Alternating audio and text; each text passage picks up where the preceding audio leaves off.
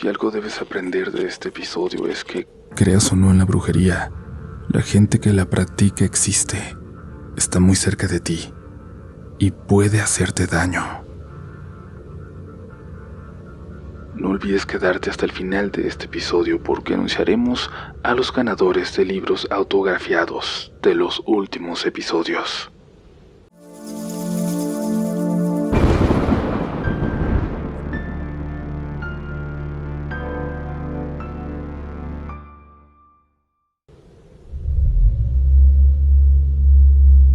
Muy buenas noches, comunidad. Bienvenidos y bienvenidas a otra edición de este octubre de relatos. Seguimos llevando a ustedes las historias más aterradoras que nos han estado llegando y hoy vamos a tocar nuevamente el tema de la brujería. No de brujas, sino de esos maleficios, esos hechizos y hasta amarres que pueden resultar tan peligrosos, incluso si no crees en ellos. Las historias de hoy son muy fuertes, sobre todo la tercera y última, por lo que antes de iniciarla, habrá un recordatorio para que no la escuchen niños o personas sensibles. Si estos temas les ponen especialmente nerviosos o susceptibles a sugestionarse, recuerden que nada que se narre aquí puede afectarles. Escuchar estas historias no debe ser la razón de que sean protagonistas del siguiente episodio. Es hora de comenzar con este especial de brujería.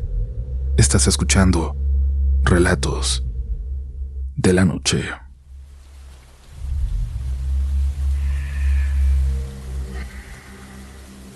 Hola Uriel, hola comunidad de RDLN.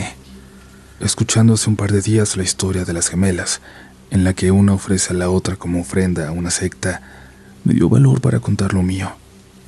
Me gustaría que no se revelara mi identidad ni la ciudad en la que ocurrió. Es un lugar pequeño donde todos se enteran de todo. Pero sí puedo decir que crecí en un pueblito de Jalisco. Ahí pasé 6 años de mi vida. Por motivos personales tuvimos que mudarnos lejos. Para un niño un cambio así pega. Mi mamá me inscribió en una escuela pública y todo era nuevo. Maestros, compañeros, formas de ser, de jugar. Me costó relacionarme los primeros años, pero con el tiempo hice vínculo con un compañero, Raúl. Jugábamos en los recreos con los míticos tazos y siempre nos metíamos en problemas por entrar tarde al salón después del timbre. Además, le agarré mucho cariño cuando supimos que mi mamá y su mamá eran primas segundas. Nos emocionaba sentirnos como primos lejanos. Salimos de la primaria y, como pasa, nos fuimos distanciando. Hasta que un día de 2019, poco antes de la pandemia, nos encontramos en un club nocturno. Yo iba con mi novia de entonces y unas amigas. Él iba con amigos en común. Platicamos, intercambiamos números y nos prometimos vernos de nuevo. Y ese día tardó en llegar, pero llegó. Alrededor de 2022 emprendí un negocio y gracias a Dios pude comprarme un carro deportivo negro, muy bonito. Le decía el Batimóvil. Un año después quise un ingreso extra y apliqué a un trabajo. Quedé y, para mi sorpresa, ahí trabajaba Raúl. El día de ingreso me lo encontré en el comedor. Platicamos de la vida. Entusiasmado y sin afán de presumir, se los juro, le conté que me había comprado un carro parecido a los Hot Wheels que él coleccionaba, que tenía que enseñárselo. Así fue. Para mi mala fortuna su expresión no fue de emoción, sino de disgusto. Le ofrecí aventón, pero me dio una excusa tonta para irse solo. No lo cuestioné. Cada quien tomó su rumbo. Ese día era viernes, lo recuerdo perfecto. Saliendo de bañarme, Raúl me escribió para invitarme a una fiesta. Acepté sin dudar porque quería seguir platicando. Yo solía llevar el carro a todos lados, aunque fuera a tomar. Y eso está mal, lo sé. La noche transcurrió normal, pero no veía a Raúl. Casi al irme me lo encontré. Me ofreció una bebida rara, casi no sabía alcohol. Claro, yo casi no tomé porque prácticamente no conocía a nadie y me sentía cohibido. Al beberla me empecé a sentir muy mal. Perdía la vista como borracho, cosa que jamás me había pasado con una sola copa. Así que decidí irme.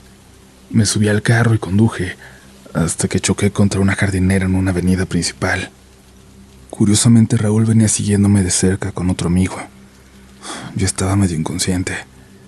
Recuerdo que se subió a mi carro, me pasó al asiento del copiloto y me llevó a mi casa. Gracias a Dios no hubo lesionados, solo daños materiales. Le conté a mi mamá y en lugar de enojarse me habló con preocupación. Me dijo que tuviera cuidado con él porque en ese lado de la familia les gustaba la brujería y cosas malas. No supe qué pensar. Le dije a mi mamá que sí, que me alejaría como lo pidió. Pasaron casi 3 meses. Raúl me invitaba a salir cada fin de semana y yo aceptaba como si fuera una necesidad que tenía que cumplir. Era un sentimiento raro. Si no salía con él me sentía muy triste, al grado de necesitarlo. Con el tiempo noté que siempre pasaba algo extraño. Casi chocábamos o había pleitos fuertes con gente del grupo. Por salir tanto a tomar, mi relación con mi mamá se fracturó y con mi novia también. Y entonces llegó el 24 de enero de 2024. Regresaba del trabajo deprimido porque mi novia había terminado conmigo. No pensaba salir. Me sentía fatal. A las 9 de la noche, como de costumbre, Raúl me escribió para invitarme a una reunión. Dejé pasar la hora para decirle que no, que prefería descansar y bajar ese ritmo de salidas, pero no tardó en convencerme. Comunidad, ¿han escuchado ese dicho de las abuelitas que si ya estás en pijama o acostado y te invitan a salir, es la invitación de la muerte o del diablo? ¿Que algo malo va a pasar? Pues a mí me tocó comprobarlo.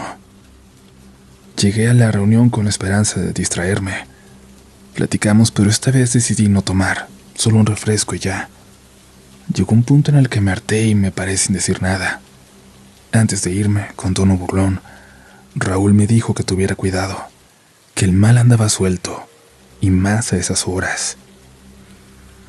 Escuchar eso me puso mal. Le dije que llegaría bien a casa, pero no fue así. En una curva de regreso, aceleré como de costumbre. Luego quise frenar, pero no respondieron. Uno pensaría en una falla normal, pero les juro que sentí como si debajo del pedal hubiera un cubo, algo invisible que me lo obstruía, que no me dejaba presionarlo. Choqué muy fuerte contra otro carro. Me desmayé. En el sueño que tuve en ese desmayo, estaba en un lugar oscuro, con niebla y silencio, y sentí una presencia imponente. No veía nada, pero sentía una mirada fija. Cuando mis ojos se adaptaron, vi una sombra hecha de humo gris, con cuernos largos, ojos rojos, manos con uñas afiladas, torso humano y piernas cubiertas de pelo áspero, largo como de cerdo, que terminaba en pezuñas de cabra. Con una voz muy ronca, soltó una larga carcajada. De pronto se me abalanzó y empezó a ahorcarme, y yo me quedaba sin aire. Un frío extraño me recorrió desde los pies, pero les puedo decir que no era un frío normal, que parecía el frío de la muerte. Llorando alcancé a susurrar: por la sangre de Cristo, déjame en paz. Sé que muchos podrán pensar que esto es inventado o fruto de la imaginación, pero justo así fue como lo recuerdo. Gracias a Dios pude despertar, después de lo que fue la peor experiencia de mi vida, y para colmo había chocado. Ya había policías y una ambulancia. Me llevaron detenido por el choque. Hubo lesionados, aunque no de gravedad. Pasé la noche y partes del día en una celda especial, aislado. No me permitieron ni hacer mi llamada. Mi mamá no sabía nada. Ni siquiera tenían registro claro de que yo estuviera ahí. Todo fue muy raro, como si algo no quisiera que me encontraran. Conforme el paso del día, mi mamá dio conmigo y me sacó. Mi accidente se hizo viral en Facebook, en una de esas páginas amarillistas que viven de chisme. Ese choque me dejó en quiebra. Mi mamá tuvo que apoyarme con una cifra muy alta para multas, corralón, la reparación y obtener el perdón de los afectados. Pasó un mes. Yo estaba hundido en una depresión intensa. Perdí a mi novia, rompí con mi familia, me corrieron del trabajo y mi negocio se vino abajo. Un día salí a caminar para despejarme. Mala idea. Me perdí en mis pensamientos y caminé sin rumbo. Al oscurecer di la vuelta para regresar y unos maleantes intentaron asaltarme. Me encajaron un picahielos en el costado izquierdo. Perdí mucha sangre. Pasaron unas personas que me ayudaron y me llevaron al hospital, donde por fin me atendieron. Aunque suene increíble, esto sigue siendo parte de mi historia. No me estoy inventando nada porque pasaron más cosas. Me caí de la azotea, me luxé el hombro, me golpearon sin razón afuera de un bar. Era demasiado, y seguía soñando con la misma entidad demoníaca que vi en el choque. Decidí contárselo a mi mamá. Nos puso en contacto con una persona con don y sensibilidad para estas cosas y fuimos a verlo. Lo que me sorprendió fue que no sabía nada de mí, pero me miró a los ojos y me dijo que yo había sido entregado a un demonio de mucha jerarquía, por un varón cercano, un conocido con el que me había reencontrado. Ahí sentí un balde de agua fría, y es que desde que me reencontré con Raúl solo pasaban cosas malas. Recordé lo que me dijo mi mamá, que por ese lado de la familia les gustaba la brujería. Esta persona también dijo que todo empezó cuando él me dio algo de comer o de beber, que desde ahí había comenzado el ritual. Lo hizo para tener mejor posicionamiento social y económico. Tenía envidia de mí y quería verme perder todo. Dijo que haría varios rituales porque uno no bastaba. El trabajo ya estaba avanzado, aunque no era imposible de quitar. De inmediato eliminé a Raúl y a los amigos en común de todos lados. No quería que supieran nada de mí. Pasaron las semanas y poco a poco empecé a sentirme mejor. Gracias a Dios hoy estoy saliendo de las deudas que dejó ese accidente. No sé qué fue Raúl y no me interesa. Solo me importa no volver a encontrármelo. Reitero, quizá esto suene a cuento inventado, pero Uriel, te compartiré fotos que comprueban lo que me ha pasado. Gracias por leerme. Escribirlo me ayuda.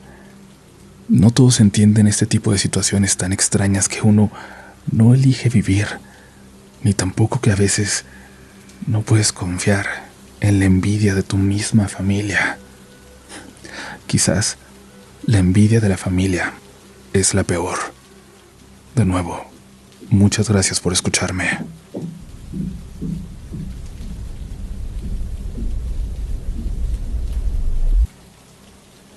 Hola comunidad, espero que se encuentren bien. Me llamo María y llevo años siendo fan del programa. Mi hermana lo escuchaba mientras íbamos juntas a la secundaria y todavía recuerdo aquellos trayectos en los que casi sin darme cuenta fui entrando en contacto con este tipo de relatos, hasta encariñarme con ellos. Siempre me he preguntado cómo es posible que a varios nos lleguen a suceder situaciones bastante similares, o incluso exactamente iguales. Antes de saber de la existencia del programa tuve una experiencia igual a cómo comienza la historia más aterradora de Relatos en la Noche. Afortunadamente tuve la suerte de que no pasara lo demás que ellos vivieron. Todavía recuerdo cuando mi hermana puso ese relato y cómo reaccioné al escucharlo. En ese momento le dije que así fue como a mí me había sucedido, que comencé a escuchar el tarareo de una canción en la casa, cuando no había absolutamente nadie. Semanas después de esa primera experiencia tuve otra, bastante similar a un relato que se publicó por febrero de 2023, de un chico que trabajaba en una morgue durante la pandemia, al que le advirtieron al oído sobre la salud de su tío. Ahora les voy a compartir cómo pienso que comienza mi siguiente experiencia. Era julio cuando me sucedió, una noche en la que estaba a punto de dormir. Empecé a sentir un miedo inexplicable y de pronto me di cuenta de que no podía moverme, de que se me había subido el muerto. En ese momento intenté rezar, pero de inmediato sentí una respiración en mi oído y después una risa. Lo que estaba ahí era como si se estuviera burlando de mí y repetía mi oración. Seguí rezando hasta que el sonido desapareció. Me costó mucho trabajo volver a dormir, pero decidí no darle importancia en ese momento, ya que algo similar me había sucedido años atrás y no había pasado nada. 2 semanas después, un viernes por la noche, caminando por la colonia Juárez de camino a mi casa, noté que una señora me observaba fijamente a la distancia. No quise prestarle atención, pero se acercó y me dijo: «Tú, hace tiempo perdiste un cepillo». Me quedé desconcertada, sin saber qué contestar, y ella continuó: «Sí, Lo perdiste hace meses. Quizás hasta ahorita te estás acordando que te falta. Y con el cabello que había ahí te hicieron un trabajo. Te amarraron un muerto. Por eso desde hace tiempo se te cae mucho el cabello y no te has sentido bien, a pesar de que te esfuerzas. Comenzó a hacer sentido lo que decía en mí, porque en efecto había perdido un cepillo tiempo atrás y los últimos meses había estado durmiendo bien, comiendo bien, y aún así me sentía mal. Además, meses antes había tenido un accidente en el cual terminé esguinzándome el tobillo, y tiempo después estuve yendo al doctor seguido, tomando medicamentos, pero sin sentirme mejor. Incluso estuve en el hospital por lo mismo. A pesar de seguir las indicaciones, no lograba recuperarme. Mis sueños cada vez eran más raros. Veía sombras y me despertaba en la madrugada. Mis planes, por algún motivo desconocido, se habían estado salando. Cosas en las que pensé, coinciden las personas cuando les realizan un trabajo de estos. Luego empezó a darme más detalles sobre mi vida personal, cosa que nunca había compartido con nadie. No había manera de que lo supiera, y fue eso lo que más me sorprendió. Después me dijo que ella me podía hacer una limpia, que era importante que me la hiciera y que descubriera quién era la persona responsable para saber de quién protegerme. Todavía confundida le conté lo sucedido a 2 amigos. Una me dijo que había que creerle a este tipo de personas, porque en su experiencia le había pasado 2 veces algo parecido y se cumplió lo que le advirtieron. Eso me hizo pensar que no perdía nada con intentar hacerme la limpia. Al día siguiente le hablé a mi hermana para contarle las cosas también. Ella coincidió conmigo en que me la hiciera. Pasó el fin de semana y el lunes por la mañana, después de clases, fui con mi amiga al mercado de Sonora.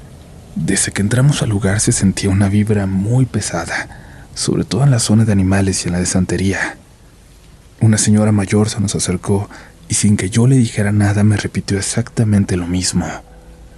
«Tienes un muerto amarrado». Me quedé extrañada, pero seguimos caminando hasta que llegamos al puesto donde decidí hacerme la limpia. A la señora que la realizó no le comenté nada. Simplemente comenzó a hacerme la limpia, me pasó el huevo y unas hierbas. Al romper el huevo me confirmó lo mismo que ya había escuchado, que me habían echado un muerto, que lo tenía amarrado y que debía quitármelo, que lo que yo tenía no era algo médico. Me recomendó hablar con mis padres y contarles lo que estaba pasando para después decidir cómo proceder. Al salir del mercado me sentía muy confundida y sin saber cómo reaccionar. Con mi amiga decidimos entonces contactar a la primera señora, la que me había advertido desde el inicio que ya me había dado su número el día que la conocí. Camino a verla íbamos hablando de las posibles personas y de por qué me tenía que suceder a mí esto que estaba pasando.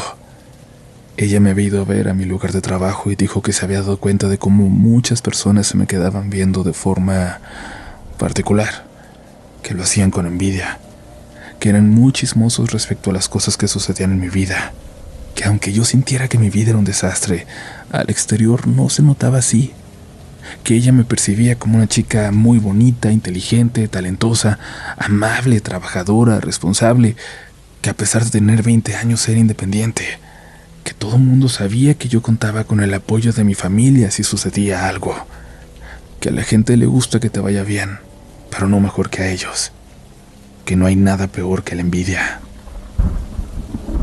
Cuando llegamos era apenas la segunda vez que me encontraba a la señora. Sin embargo, en esta ocasión su presencia me pareció más pesada, incluso más que la del propio mercado de Sonora. Esa sensación nos generó desconfianza. Mi amiga me acompañó, pero la señora no permitió que ella entrara conmigo. La situación fue rara desde el principio.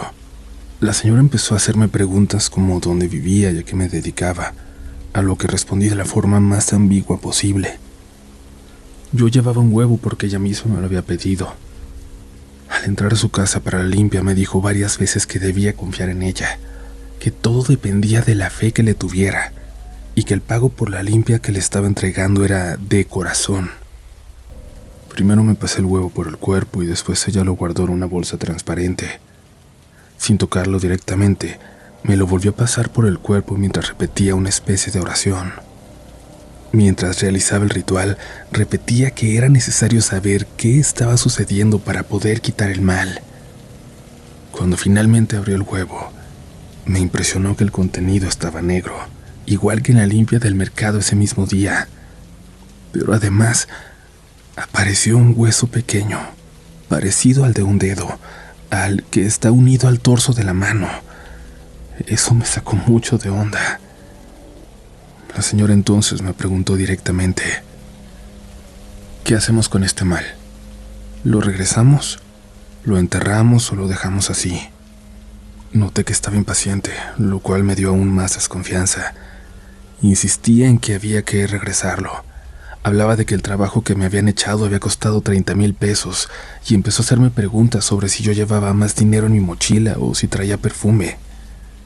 Esa insistencia y la manera en que presionaba fue lo que más miedo me dio en todo el proceso.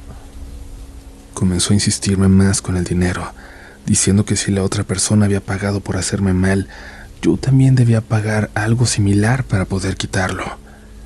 Incluso me preguntó si tenía ahorros, y de forma muy extraña mencionó que yo le había contado todo a mi amiga, cosa que sí hice, pero a nadie más le había dicho. Para mi sorpresa también supo que yo llevaba más dinero en la mochila, aunque lo traía guardado en diferentes bolsillos. Ella insistía en que yo traía más. Yo seguía diciéndole que no llevaba tanto dinero y que no podía darle lo que pedía, porque últimamente había tenido problemas económicos. Le dije que necesitaba hablar con mi familia para ver si podía pedir dinero prestado, y solo así me dejó ir. Pero no habían pasado ni 15 minutos de haber salido cuando ya me estaba llamando y enviando mensajes. En ese momento decidí no contestar más y dejar de darle importancia. Aún así estaba decidida a hablarlo con mis padres porque quería encontrar a alguien más de confianza. Además, recordaba que en 2019 mi abuelo había fallecido y siempre se dijo en la familia que había sido víctima de brujería, lo cual me hizo aún más pensar en buscar apoyo cercano. Después de salir me quedé un rato más con mi amiga para platicar lo sucedido. Mi idea era hablar con mi papá, descansar y pensar bien qué hacer.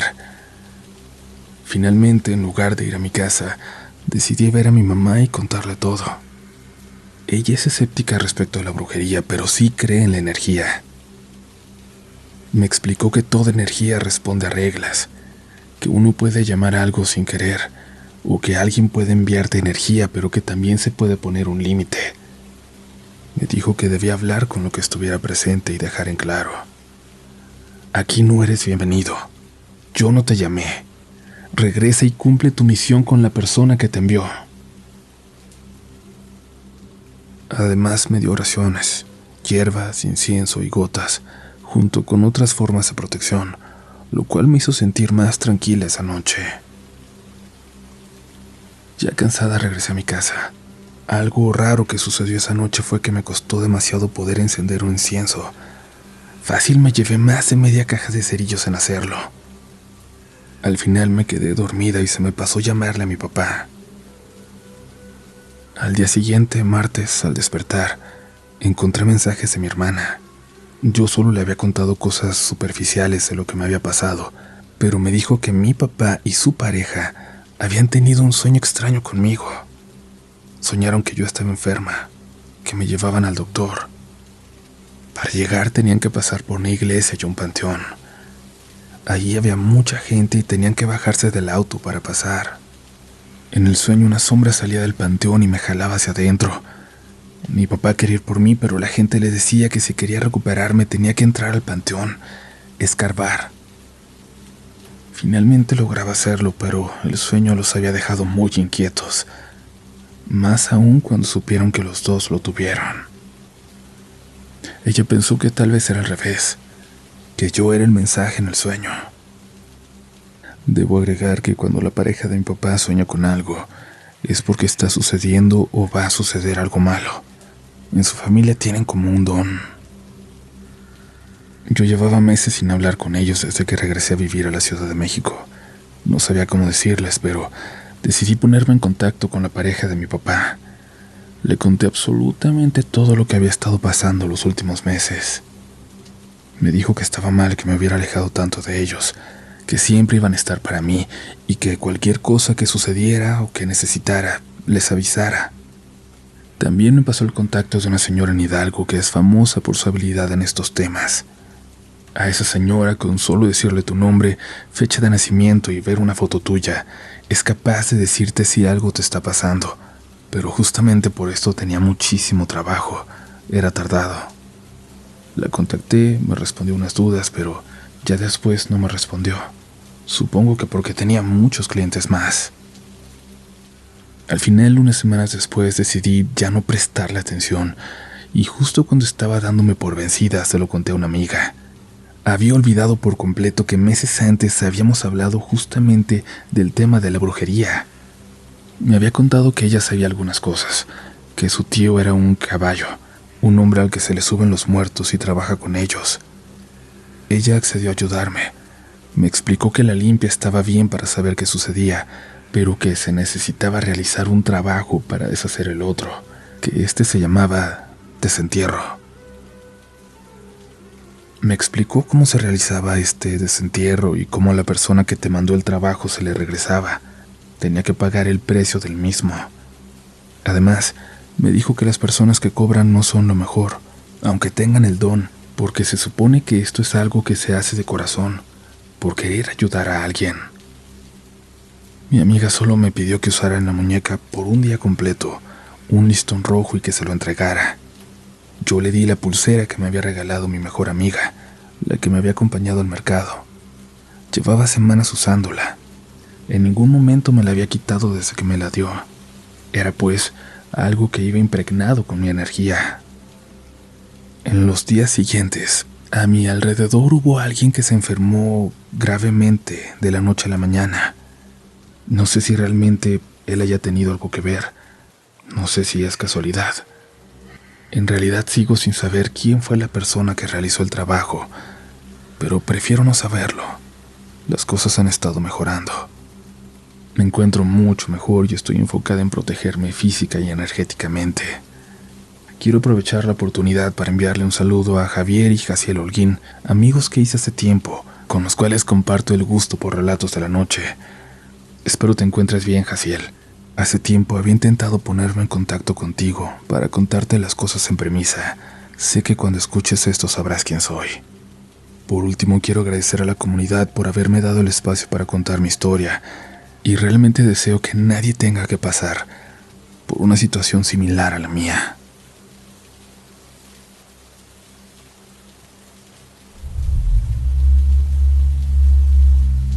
Gracias por llegar hasta este punto, comunidad. Gracias por seguir escuchando. Voy a suponer que están suscritos, pero si no es así, recuerden que seguirnos y dejarnos un comentario, un pulgar arriba, una buena calificación es la mejor forma de ayudarnos a seguir con este espacio. Les recuerdo que aunque ya casi está agotado en México, mi libro Relatos de la Noche ya está disponible en España y en Chile.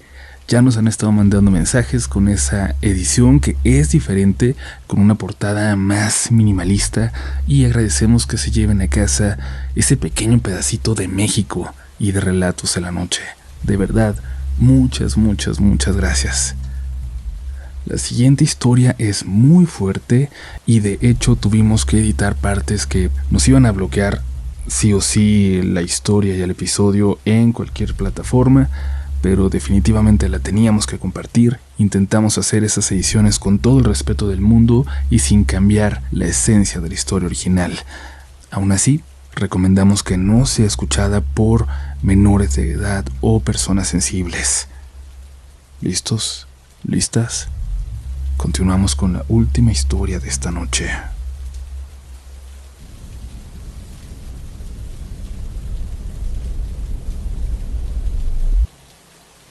Hola, comunidad.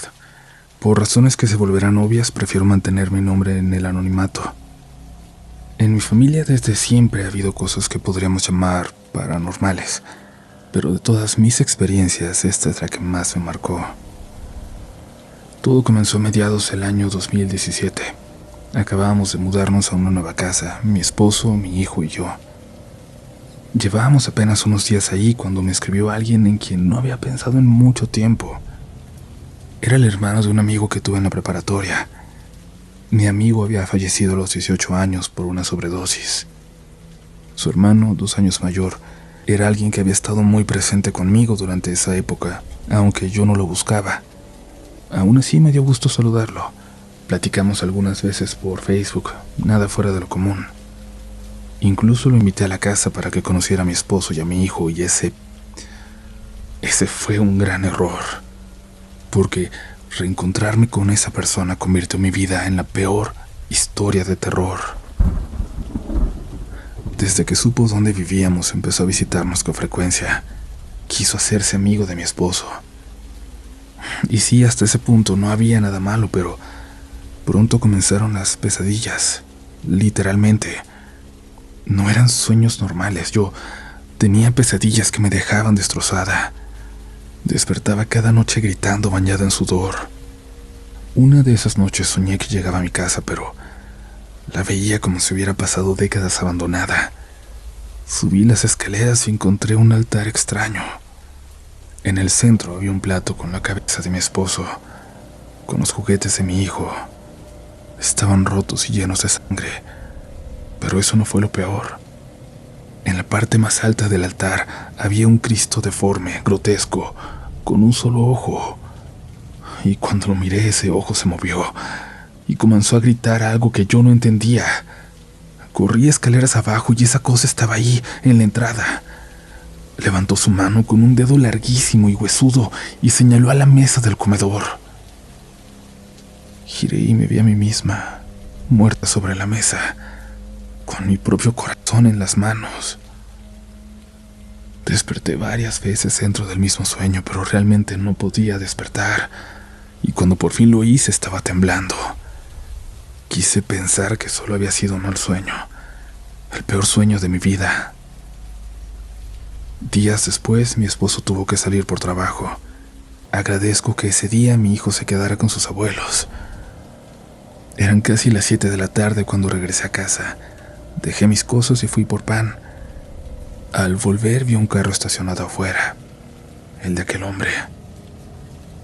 Le dije que no era buen momento para visitarme, que mi esposo no estaba y me respondió: lo sé, y sé que no va a regresar hoy.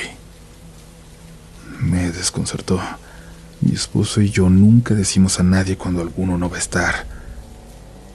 Estaba abriendo la puerta cuando escuché eso. Me giré y ya no lo vi.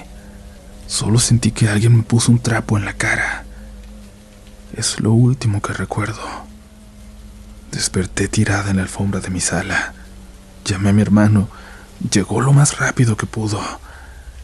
Intenté no tocar nada. Fui a denunciar, pero ya saben cómo es eso. Esa noche la pasamos en el Ministerio Público. Después desarrollé ansiedad, terrores nocturnos, y pensé que todo lo que empezó a pasar era parte de mi trauma, pero no lo era. Comenzamos a recibir llamadas de acoso de él. A mí me decía que iba a regresar, que yo rogaría por estar con él. Si le contestaba a mi esposo, le decía lo mucho que había disfrutado que me dejara sola.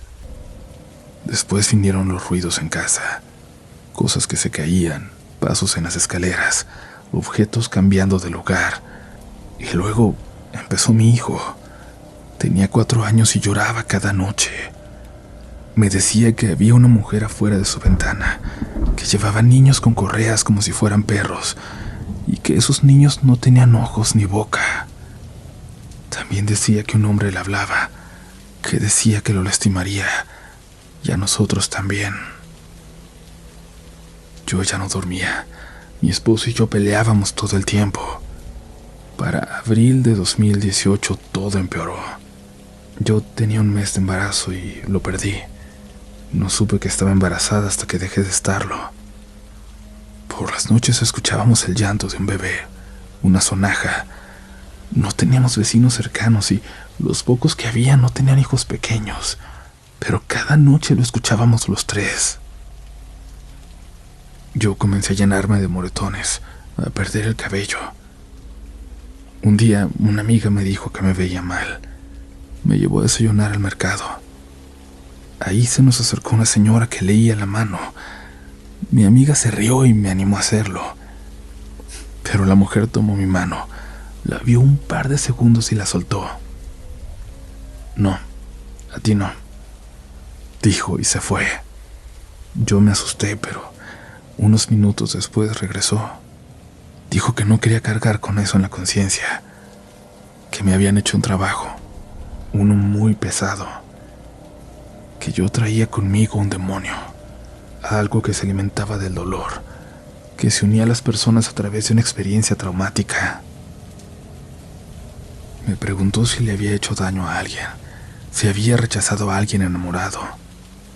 Le dije que no, pero pensé en ese hombre. La señora me explicó que para unir al demonio necesitaban algo mío y que debía haber dejado un objeto o un amarre escondido en mi casa. Me pidió buscarlo y lo hice, pero no encontré nada. Hasta 2 semanas después. Mi hijo despertó una noche con fiebre, gritando que no quería que se lo llevaran. Decía: ahí está, mamá, ahí está, viene por ti. Yo lo abracé y le aseguré que nada nos haría daño, pero por dentro yo también estaba aterrada. Esa noche los cargadores de nuestros teléfonos salieron volando del buró. La puerta se cerró con fuerza. Y cuando salí del cuarto, comunidad, vi algo en la oscuridad. Juro que ahí estaba en las escaleras, el Cristo del sueño, subiendo muy despacio, sin ropa, con las piernas torcidas, flacas, y ese único ojo mirándome con odio. Vi, a pesar de lo oscuro, que alzó su mano, con el dedo huesudo, con ese dedo largo, y me señaló. Yo no podía moverme, solo sentí lágrimas corriendo por mi cara, solo sentí terror puro. Mi esposo me sacudió para que reaccionara. Corrimos al cuarto de mi hijo. Yo estaba temblando y ya no volvimos a dormir. Al amanecer pedimos a sus abuelos que lo cuidaran y decidimos irnos de esa casa. Comenzamos a empacar lo esencial y cuando movimos el ropero cayó una botellita de aceite de almendras. Detrás había una tela roja. Era un pequeño bulto tieso con muchos alfileres clavados. Mi esposo lo abrió. Adentro había un pedazo de mi ropa, manchado de sangre, y una bola de listón rojo con 2 fotos, una mía y otra de ese maldito hombre. Tenía un pequeño hueso y mechones de cabello. Mi esposo me miró y solo dijo: «Será esto, ¿no? Lo que te dijo la señora del mercado». Por suerte la mujer me había dicho qué hacer si encontraba el amarre: quemarlo con alcohol y sal gruesa, envolver las cenizas en un lienzo blanco, tirarlas a un río y repetir 3 veces el Padre Nuestro y el Ave María. Luego pedir a las ánimas benditas que regresaran el mal al lugar de donde vino. Eso hicimos. Después rociamos la casa con agua bendita y pasamos incienso por cada rincón. Nos fuimos ese mismo día. Aunque tomamos todas las precauciones, yo ya nunca volví a sentirme segura. Gracias a Dios, no hemos vuelto a vivir nada así, aunque aún me da escalofrío recordar esa figura subiendo las escaleras. En este momento, comunidad, vamos a poner los nombres de los ganadores en pantalla. Sabemos que mucha gente no está viendo la pantalla, pero voltéenla a ver porque nos han mandado mensajes 1 año después, cuando por fin se dan cuenta que ganaron algo. Así que estos son los 5 ganadores del primer episodio, y del anterior decidimos dar 2 libros más, así que regalamos un total de 7 porque hubo más de 3000 comentarios. Entonces, para agradecerles, van 2 más. Y de nuevo, dejen su comentario en este episodio mencionando Octubre de Relatos. escriban a mirelatodelanoche@gmail.com, el correo que está en la descripción de este episodio, y díganos que fueron uno de los ganadores.